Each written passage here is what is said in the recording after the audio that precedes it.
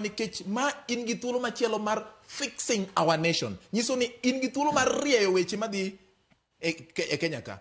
Nyiso nang'o Professor Omenya ka watieko. Kwatieko kwang'i Agwambo sebet Kenya ka go siasa. Yes. Kendo sebet ka tiyo tije mopogore e piny Kenya ka. Samoro ka piny bagni. Chakre na wach multi party chon kucha. Ba gidonje sirikal Kibaki ni ba kayande weche tek sirikal Kenyatta kae.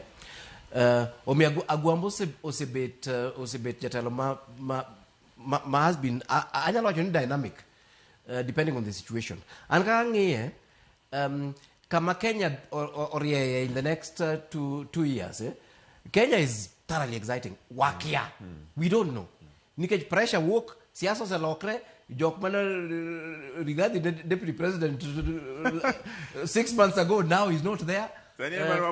Yes, was ODM party winyo ni Azimio. One majority to put what I'm going to do. No, Raila is exciting. What he says that the number of unknowns. The number of unknowns are so many. Unknowns.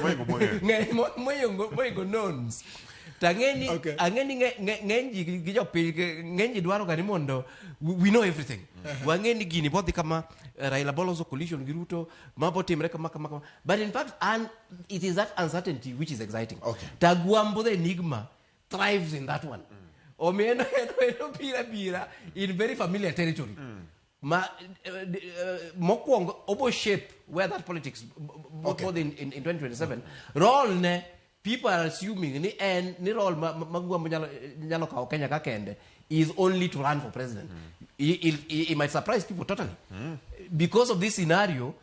One gi so many unknowns gikmakia ng'eny. Joma ne temo keto William Ruto ni mondo mi oriere kata orie sirikal. Joma paro ni sirikal William Ruto bam. Yes. Ginto gini keto gi kama chalo. Gidhi temo dhiro Raila Amolo Odinga kaka nano ka ndiko mari Rigathi Gachagua ne wachocha.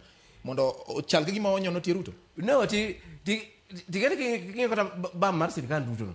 Sirikal ose bam kato Kenya ka kendo seriere. Okay. Gimo bam emiriyeyo.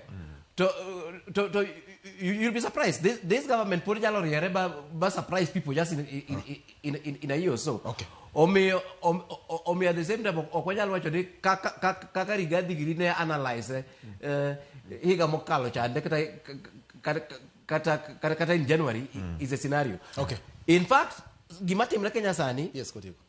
Manora one Rigathi on the same page. Gimatimre Kenya sani dwaro a politician of the experience and magnitude mar Raila to be able to advise ni mawatim kama. On advisory. Obiru mana jangadrieko.